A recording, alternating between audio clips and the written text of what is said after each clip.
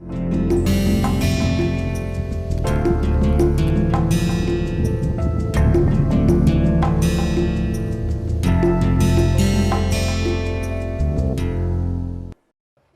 so last time we were looking at fast integer division.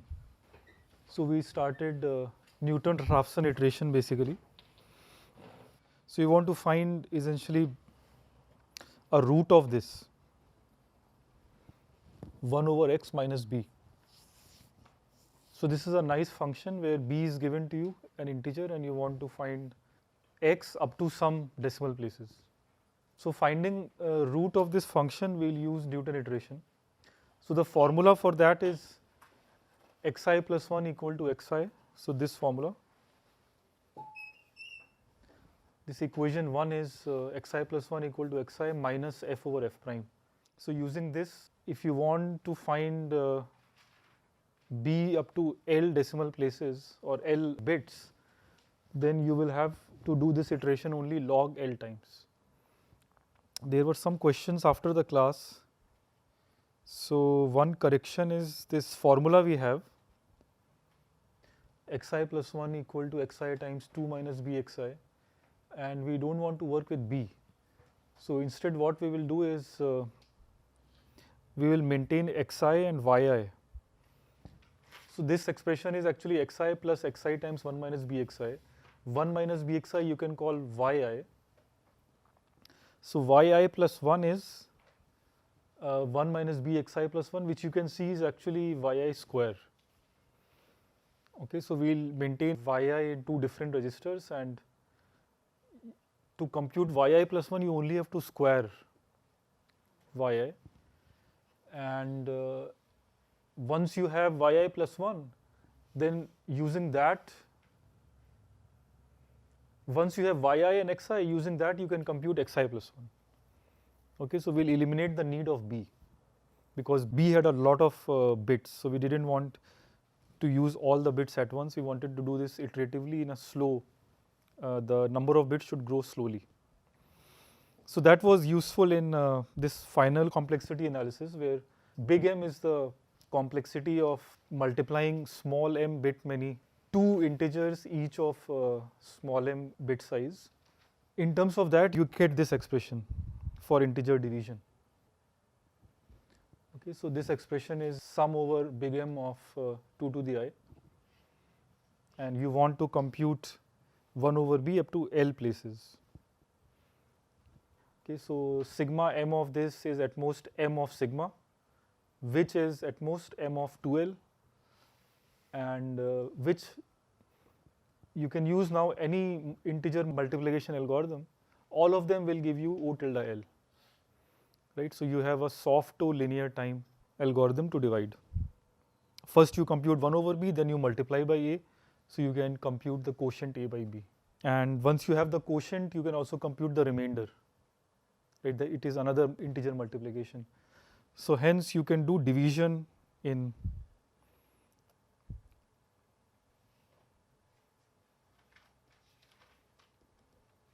this much time.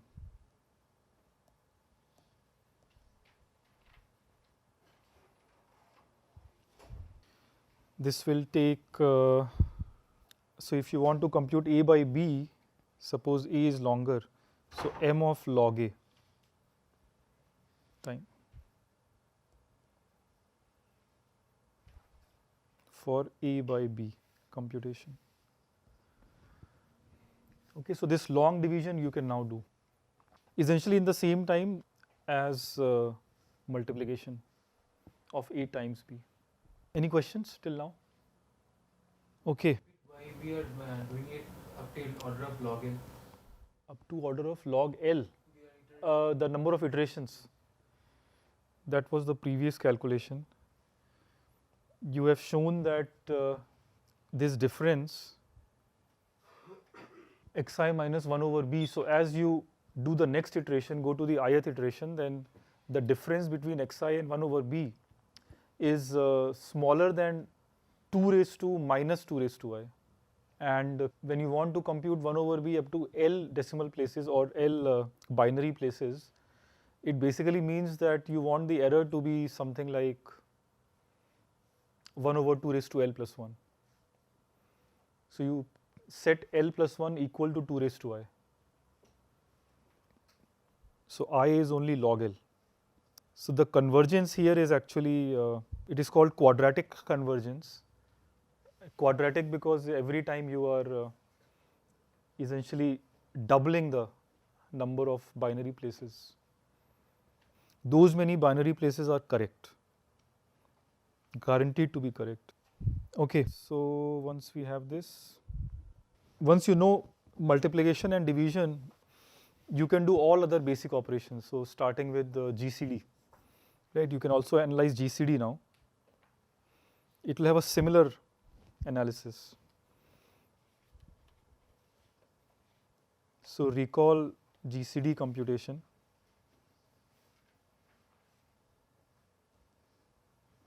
So what happens in the jth step?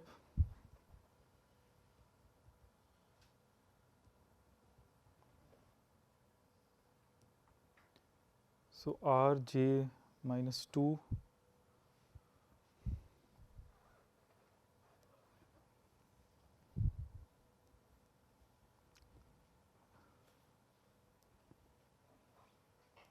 so this is the formula we have in the jth iteration of Euclid GCD algorithm. So basically you are dividing Rj minus 2 by Rj minus 1 and you will get the next quotient Qj and the next remainder Rj, right? And you keep repeating this. You have started with A and B. So initialization is R minus 1 is A and R0 is B. We have the usual assumptions that A is greater than B.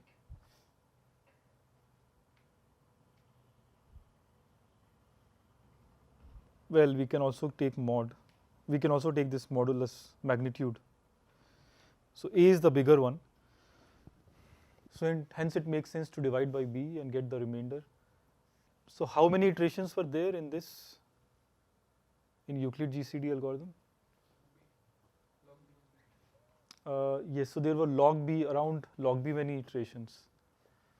Right, so here the number of iterations is not so small. It is not in contrast to Newton iteration. Here the number of iterations is more. But still we can do the same analysis. So what you will say is the time complexity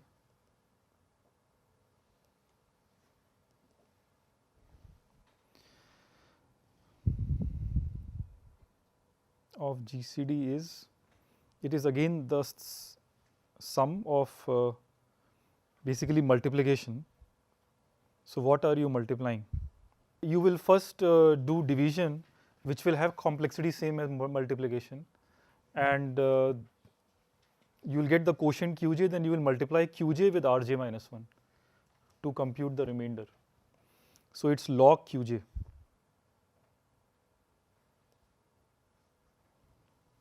Okay, so the complexity of one step long division is basically M of log of Qj for all j.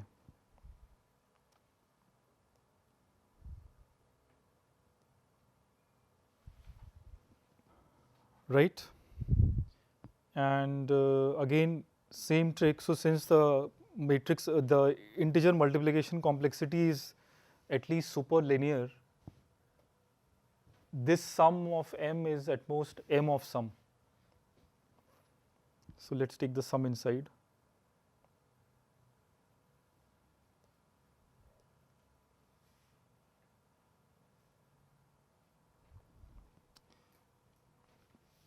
What can you say about the sum now? Sum log Qj. So this we had done also in Euclid GCD, right? What did you do with sum log Qj? There. You telescope, you express this in terms of the two R's. the two previous r's, rj minus 2 and rj minus 1, and then you will get a telescopic sum. So that was the efficient analysis. Do the same thing here. So you will get log of rj minus 2 minus log of rj minus 1.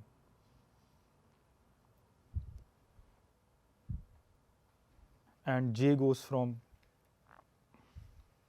1 to I. Okay, so this then becomes m of log a.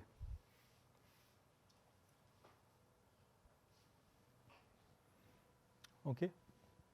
So it doesn't matter actually how many iterations there are. That was more critical in Newton approximation analysis. Here, since you have a telescopic sum, it doesn't matter. So here you just get, anyways you will get the sum log a. So you have learned that doing long division, computing GCD by doing multiple long divisions, it takes essentially the same time as multiplying A with B. Okay, so GCD is also the same time complexity as multiplication. So that is a surprising fact, but the proof is quite simple. There might be, in these inequalities, there might be some constant factor that I have ignored. When you approximate log Qj as this difference, you might have to add some constant there. M log Qj, this is the, this I use what we just learned before, division. So you have to find Qj. Qj is unknown. You know the previous two remainders, rj minus 2 and rj minus 1. You have to compute the ratio approximately. So that approximate division, you use Newton iteration. So that will give you Qj. Once you have Qj, then you will get the exact rj. So those things I have combined in this big M of log Qj. So some constant multiples may have to be introduced, but ultimately it will come out to be this. And definitely it is, in all cases, it's soft O of log A. And this is actual time. So you can compute GCD also in almost linear time, right? Not quadratic. So this is a big improvement over the school algorithm. Okay, once you know how to any questions? Do you see this GCD algorithm? So once you know GCD computation, you also know how to compute this Bezout identity in the same time. So UA plus VB equal to 1. You can find now U and V, which means that you can find inverse. Right, so inverse is also same complexity, same algorithm. So GCD of AB or A inverse mod B, and once you can compute A inverses, you can also compute Chinese remaindering. I mean the constructive version of CRT takes the same time.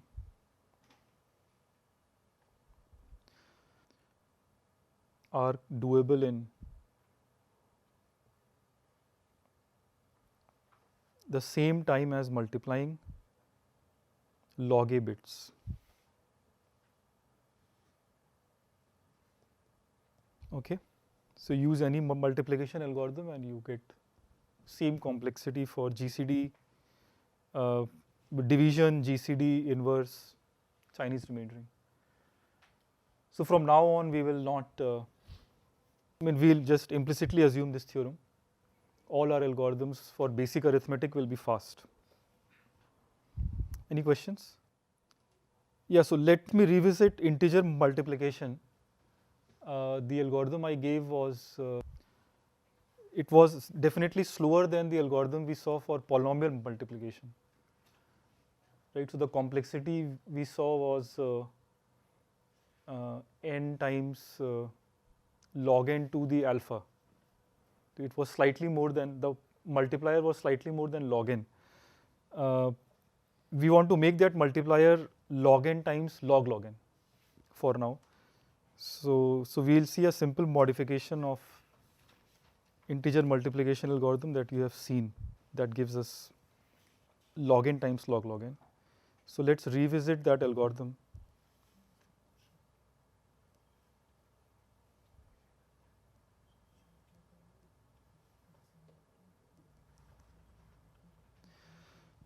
Even this revisited algorithm will not be as fast as state of the art.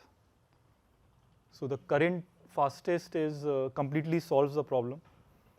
It removes the log n factor as well, right? But that we will not discuss. That is more complex. So you want, so in the input you are given A and B of how many bits? I think we are calling it L bits.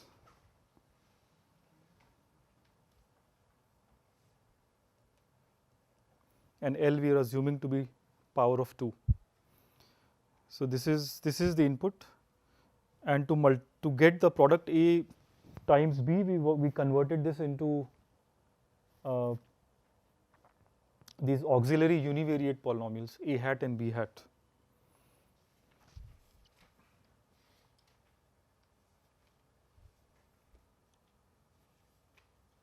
A hat x, B hat x,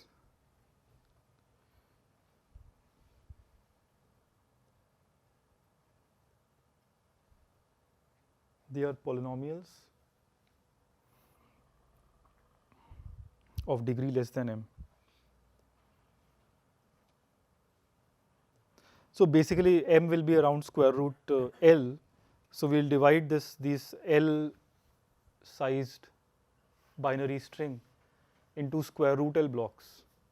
Each block is of size square root L. And each block will give us a coefficient, and we'll get a polynomial of degree square root L. So I think what was the definition of m? 2 raised to n by 2, I guess. 2 raised to ceiling or floor? 2 raised to floor. Yeah, let's recall that.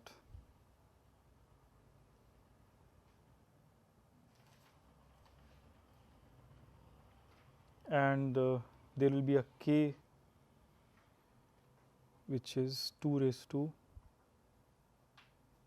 n by 2 ceiling.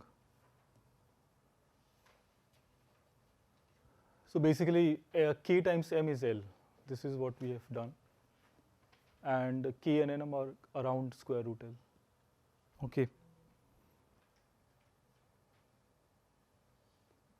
The coefficients of A hat, B hat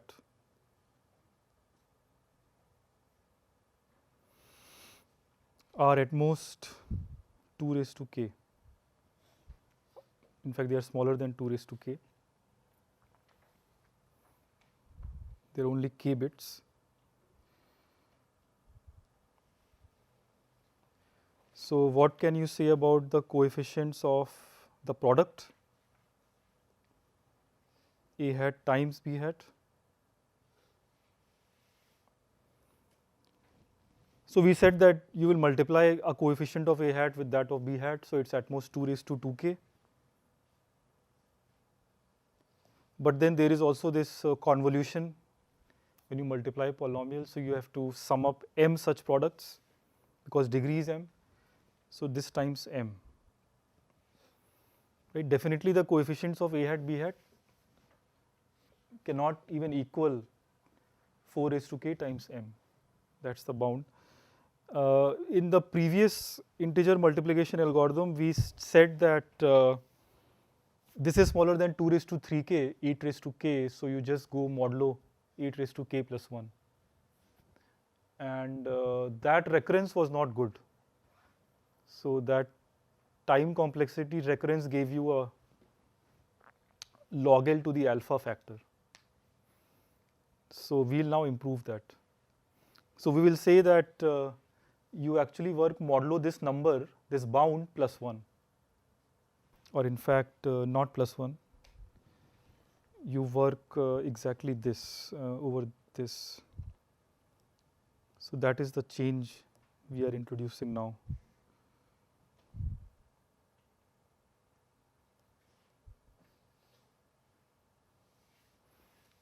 So this we arbitrarily bounded by 8 raised to k. We will not do that. So instead work over R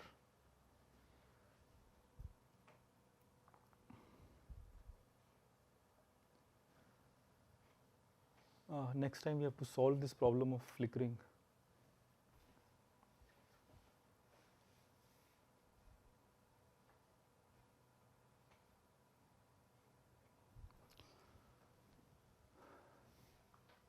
So m times 4 raised to k plus 1. This is slightly bigger than that bound. So work modulo this.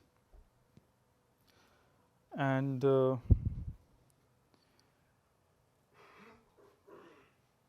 if you take omega to be 4, what is the,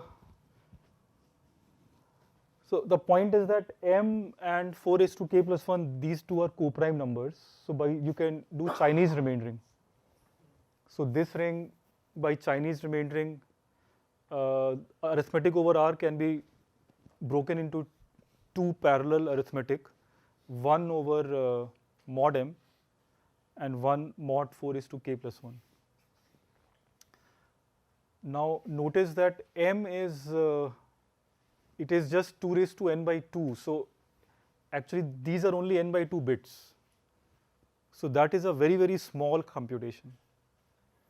Okay, the original computation was for n bits, 2 raised to n bits. Mod m computation is only for n bits. So this is an exponentially low scale arithmetic. So this part actually you can assume to be nearly free of cost. The expensive part is mod 4 raised to k plus 1. So in that ring, what is the order of 4? It is 2k, right? So we have a 2kth root of unity. So which is 4. So we'll work with this.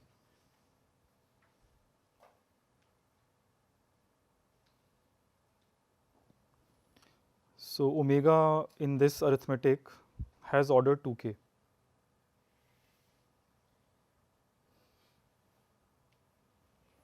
Which is more than we need. It's more than m. Okay. Also, as I said, the GCD of m and 4 raised to k plus 1 is 1. Why is that? Yeah, m is a power of 2 and the other thing is a power of 2 plus 1. So there is no chance of GCD. So this justifies the choice of the ring R. So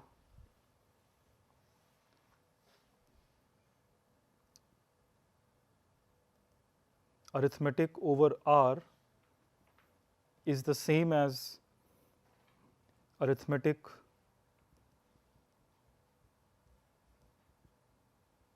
mod m and that mod 4 raised to k plus 1. This is by Chinese remaindering.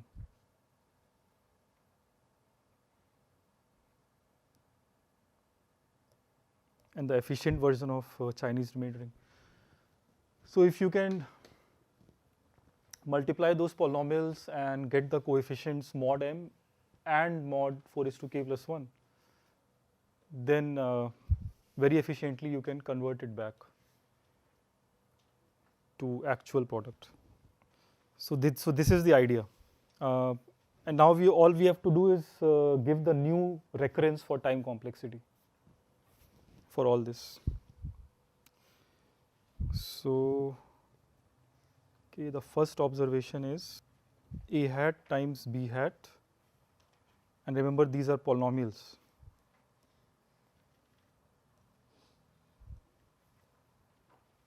Mod m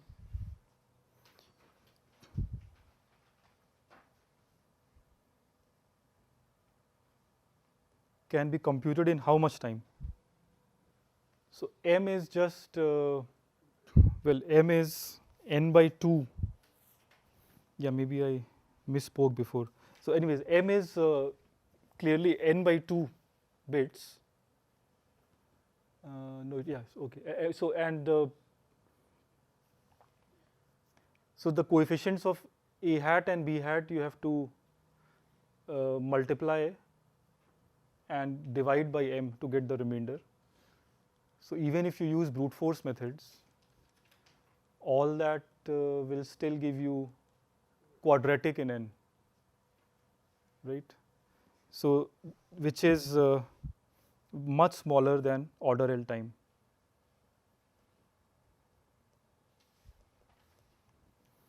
Remember, L is 2 raised to n. So for this computation, you have actually exponential time available. So even if you use brute force, everything can be done in L time without any optimizations.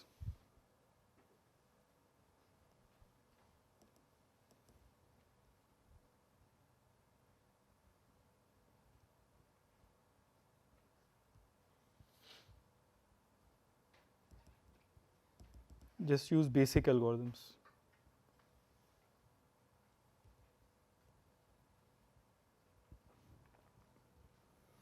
Okay, so mod m computation is easy. Is this clear? That you can do it in L order L times. So this is far less than what we are willing to afford. We are willing to afford L times log L times log log L. So in that sense, this is really free. So let us look at the other part. A hat b hat mod 4 is to k plus 1.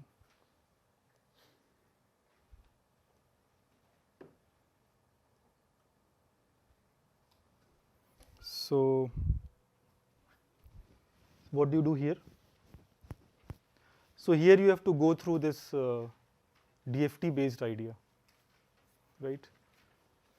So you have omega available, which is 4, which is more than the degree of the product A hat B hat.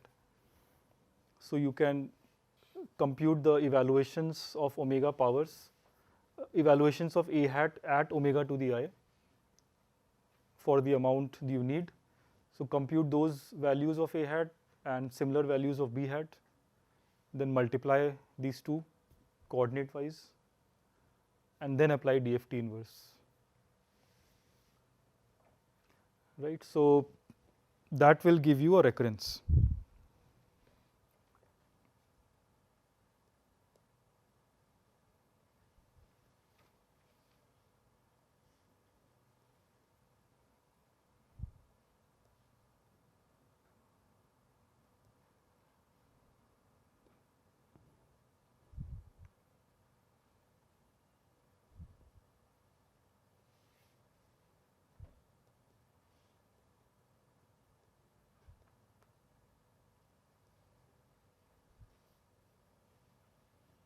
So what is the recurrence?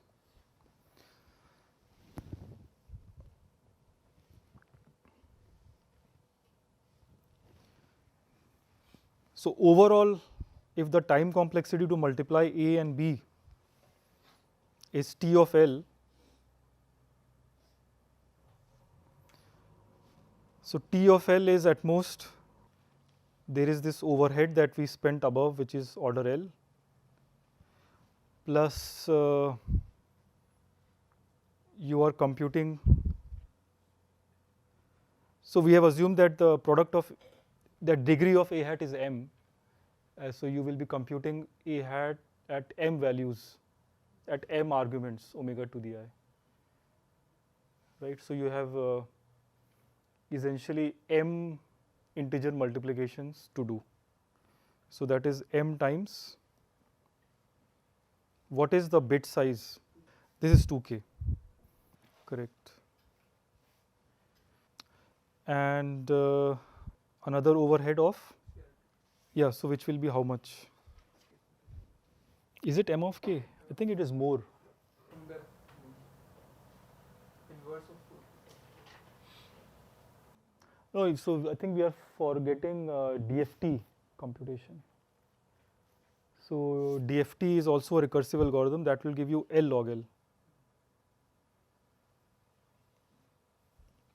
Yeah, so what is the difference between this recurrence and the one we did in the first integer multiplication algorithm? Yes. So the only difference is this, right? This 3k has been reduced to 2k. I'm not sure. Is it just that? I think there was a 2m also outside. No, it was MT equals to. Okay. So we can write it. We can divide both sides by L. So that will give us, let us call TL by L T prime. So T prime L is at most, L is Km. So this will become 2 times T prime 2k plus order log L. So let me define T prime.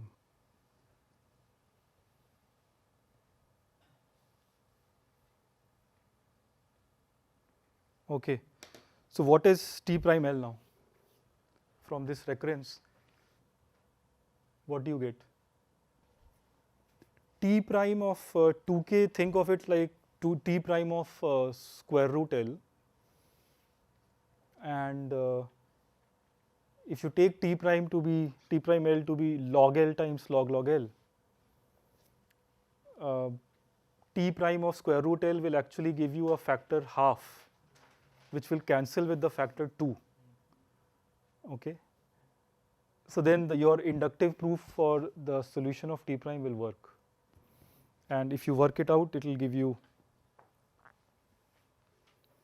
that T prime L is at most log L times log log L.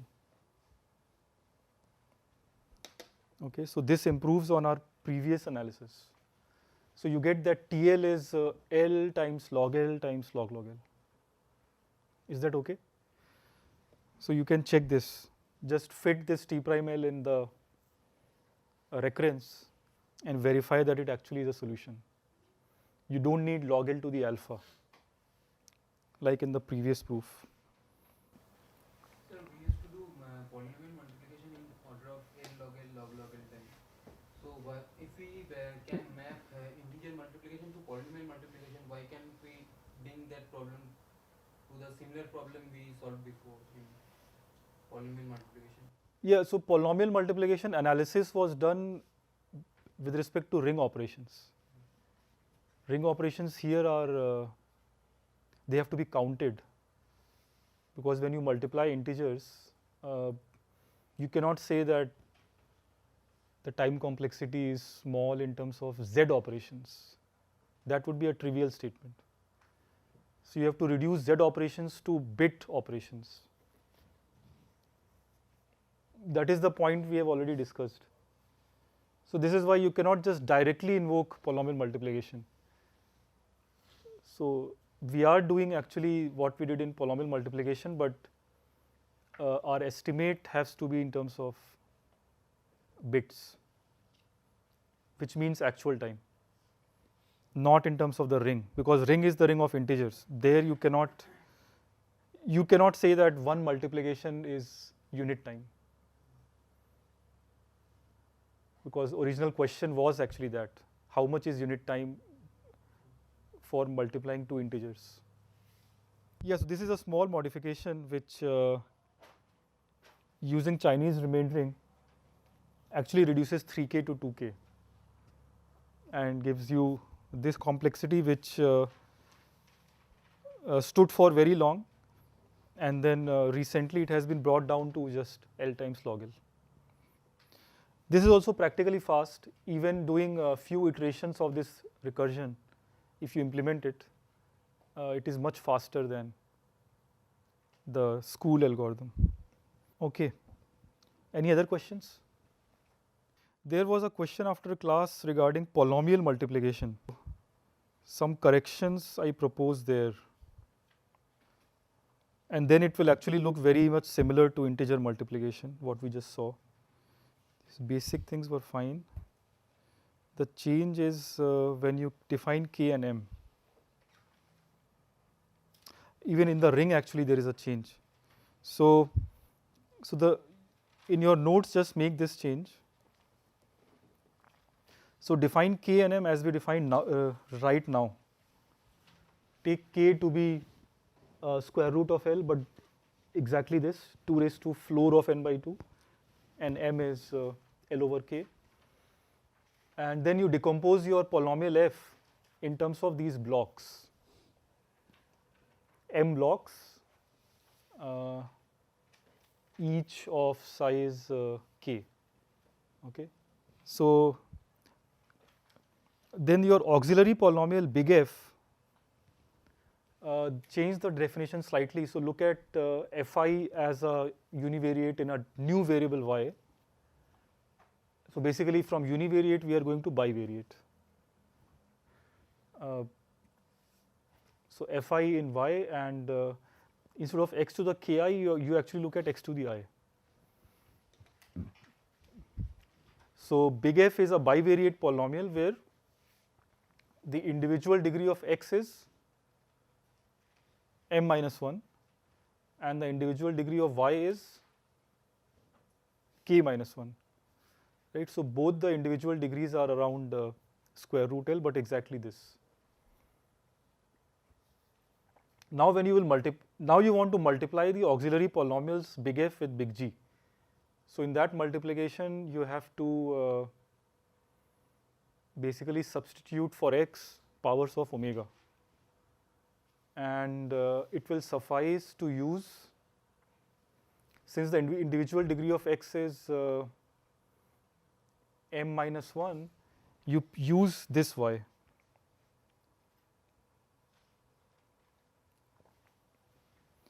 You use y to be 2kth primitive root of unity, and this is what you should attach in E, or E should be defined by this y to the k plus 1. So r y mod y to the k plus 1, and then you use that y.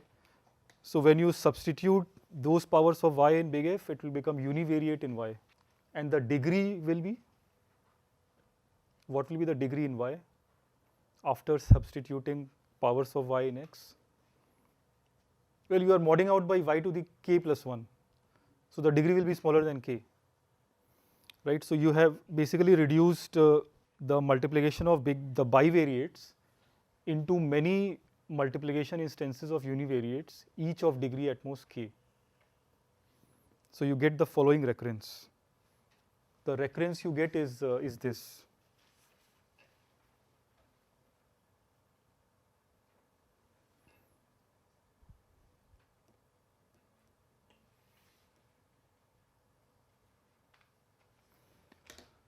So this equation 1 is what you get, that multiplying two L degree polynomials reduces to m instances of k degree polynomial multiplication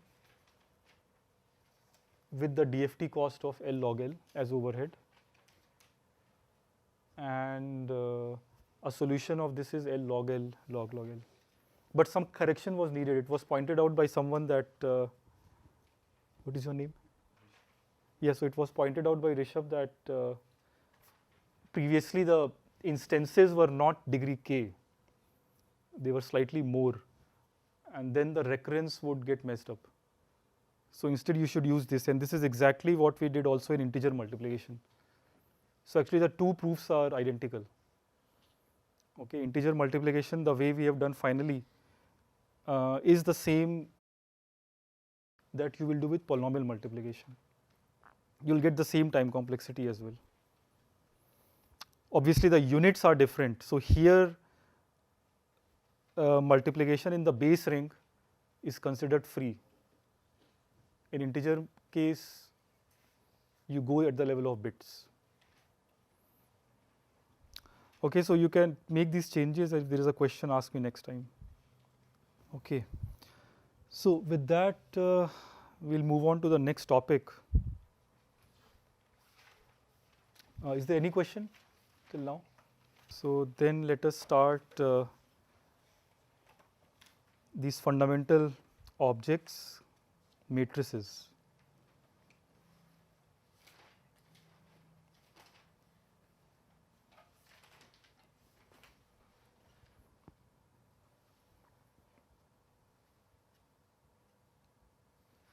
Right, so since now you know how to multiply in a faster way polynomials, integers, so it is natural to ask how will it live to matrices. Right, so what is your algorithm to multiply two n by n matrices? How much time does it take? Yes, so the definition of matrix multiplication already takes n cube, assuming the base ring operations to be free. So it's actually order n cube ring operations, R operations. Now the question is, can it be improved? Right, if the definition is already taking n cube, why should it be possible to improve it below n cube? So that is what we'll do now. And this also is an evergreen area. This is still not solved. So questions here are still open. Every few years there are surprises. So given two matrices, we'll use small x. It's a matrix, xij.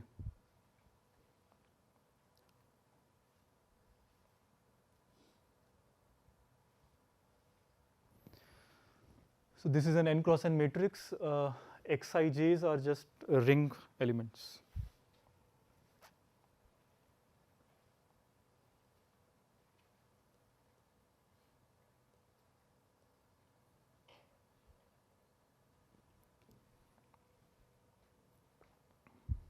Over a ring R.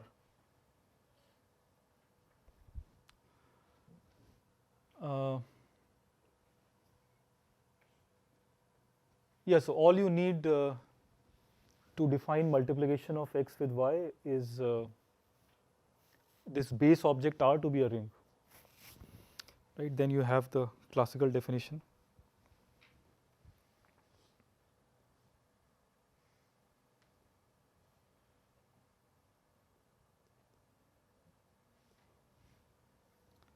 So you want to compute x times y, which is say z. This will also be n cross n, of course.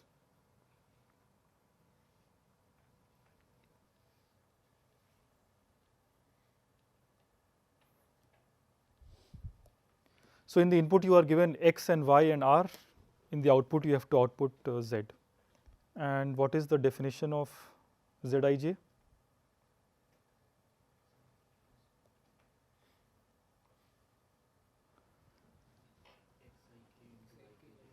Yes, it's the inner product of row with vector. So ith row, inner product with the jth column for all ij. Right, this is what you have to compute, and there are three subscripts I, j and k. Right, so to compute all these products, you will obviously need n cube multiplications. Each subscript takes values 1 to n. So that's the naive algorithm.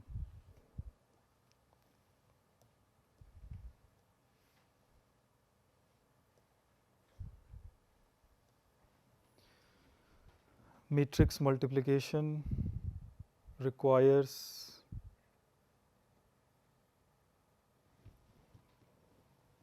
n cube multiplications. which is R n cube R multiplications, and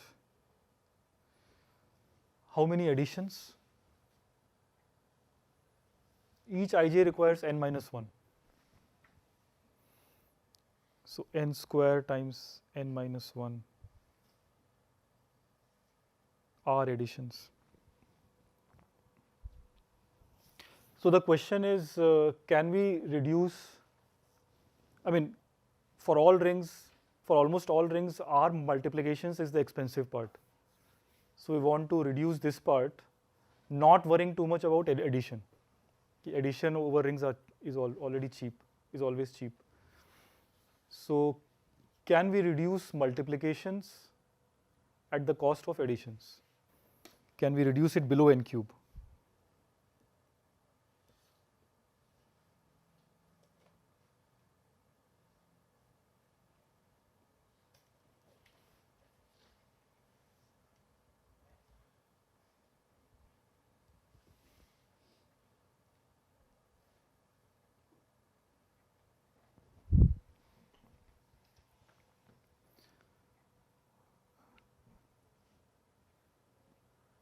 And you can actually even assume for a fixed n.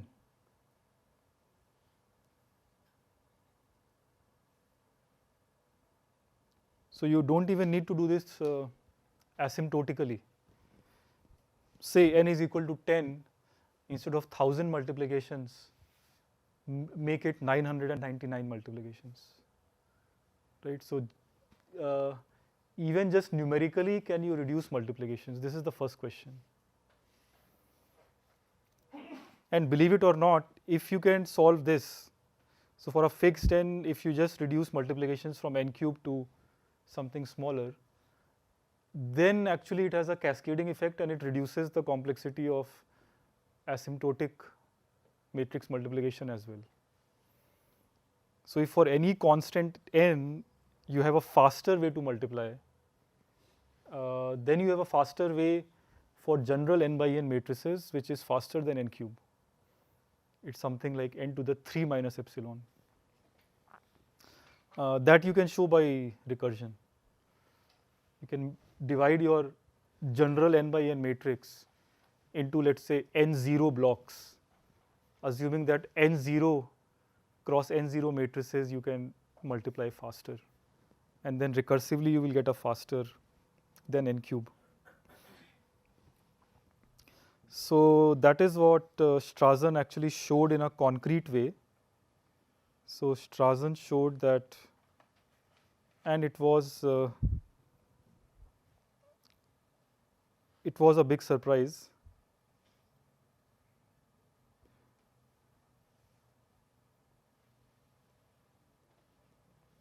So how to multiply 2 by 2 matrices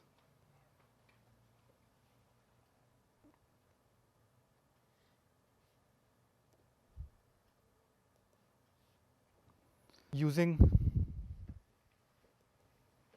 1 less than 8. Okay, so 2 cube is by definition, he can do it in 7.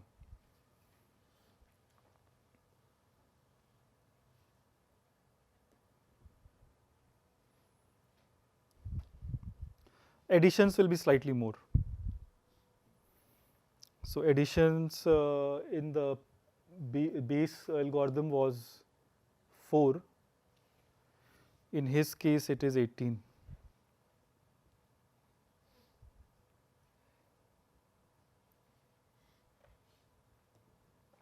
But that is not important. So what is important is how did he get 7?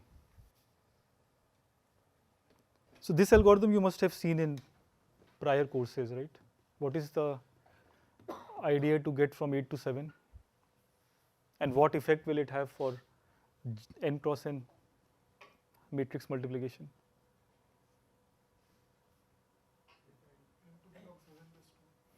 Yeah, so if you go with the divide your n by n matrix into blocks of 8, blocks of 2, and that 2 by 2 matrix multiplication you can do faster. So for n cross n, you will get actually, for n cross n, you will get n to the log 7. Log is to base 2, which is slightly less than 3. I think it's 2.8 or something. So you get n to the 2.8. And what are these 7 products that you have to compute? So there is this magical 7 products, right, which nobody can remember because they are totally unmotivated. So there are these 7 products.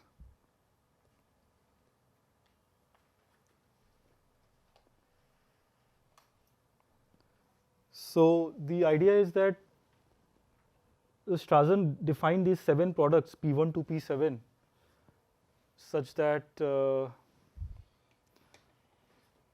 the 4 entries of the Z matrix, they are just addition, so sum or difference of these PIs. In fact, linear combinations of the PIs using only plus minus 1 coefficients. Okay, so multiplications are only 7, additions are more.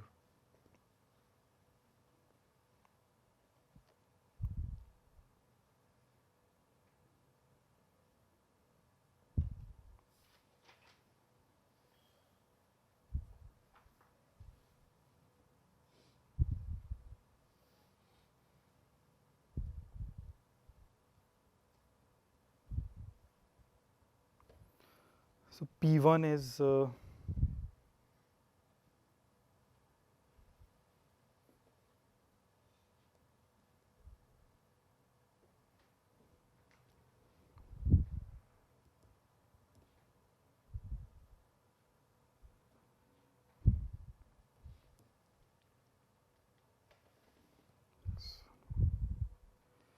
P2 is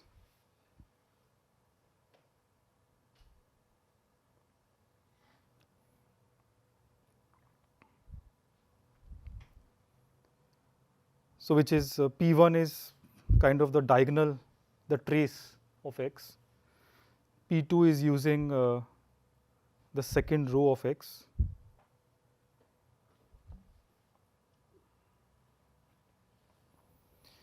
P3 is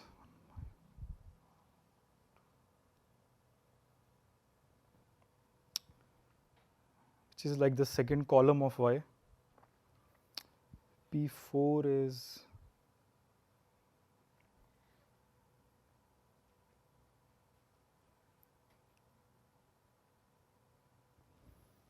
which is the first column of Y.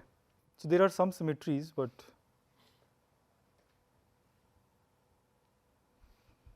it's very hard to guess.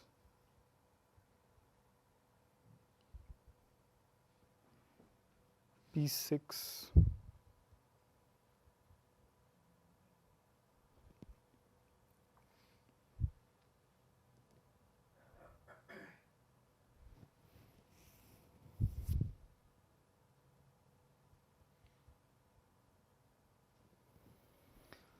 and finally P7 is x12 minus x22.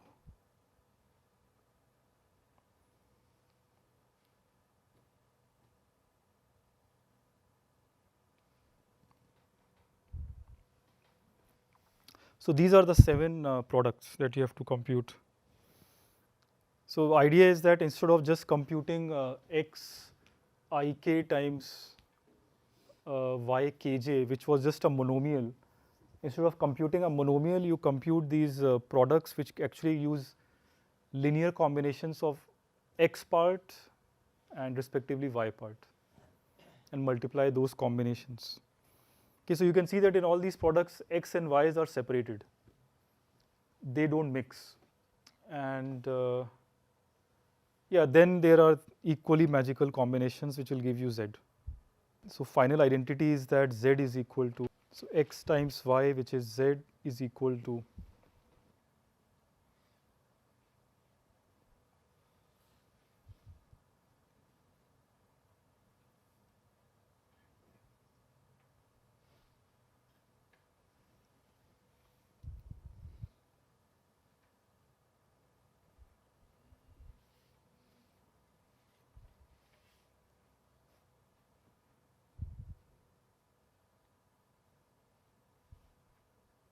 this. So the diagonal entries are combinations of 4 but with plus minus 1 coefficients. The other entries are even simpler. Right, so proof of this you can easily check unless I made some mistake in the definition. But clearly there are only 7 multiplications to be done, and additions you can count. It will come out to be 18. Also note an important fact that no division was done. So the ring could be very arbitrary. It only needs multiplication and addition of ring elements. So this is a very general formula. It solves matrix multiplication in all cases. There is no assumption, which is why it's a fundamental identity. So the above holds for any ring.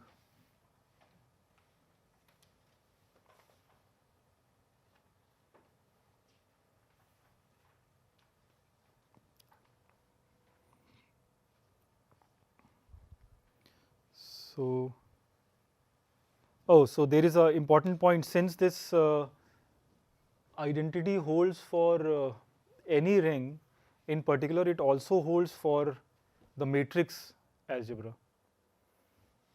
So these entries of x, x11 for example, this can be a matrix in itself, right? So this is what allows you to do recursion. So a 4 by 4 matrix you can divide into 2 by 2 blocks, and then you can again use the same formula because it actually also holds for matrix algebra. So that gives you the recursive approach.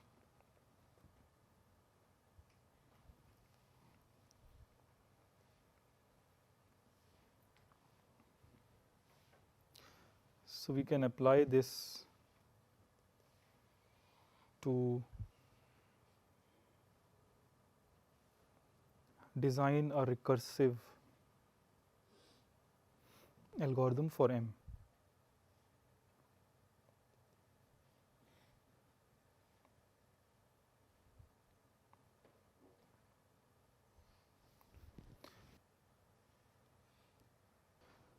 Okay, so yeah, the recursive thing is quite simple. It's just the natural thing you would do. You assume this n cross n matrix, so you assume n to be a power of 2, and then you just each time you halve n. So if you halve n, then n cross n matrix looks like a 2 cross 2 matrix, and you can use the recursive algorithm. The recursion will smoothly proceed, and the base case will be 2 cross 2. So you will get the following theorem by that. So use halving of n. So if you do the recursive analysis, time complexity recurrence, you will get the following theorem.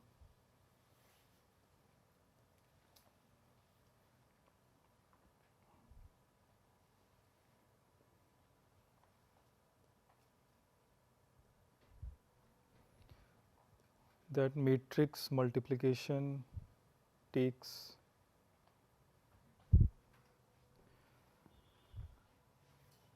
n to the log 7 R operations. So the recurrence will be how many multiplications are needed for n cross n matrix multiplication. So T of n will be equal to 7 times Tn by 2 plus overhead, which is order n. But this 7 times Tn by 2, you can, if you solve this, you will get 7 to the log n, which is the same as n to the log 7. Okay. So this immediately improves on the basic algorithm, the n cube time algorithm. And there have been there is an ever growing literature which brings log 7 to various weird numbers. So currently it stands around more than 2.4. Okay, even 2.4 has not been achieved. Slightly more than 2.4. Conjecture is that you can make it arbitrarily close to 2. That is a major unsolved problem.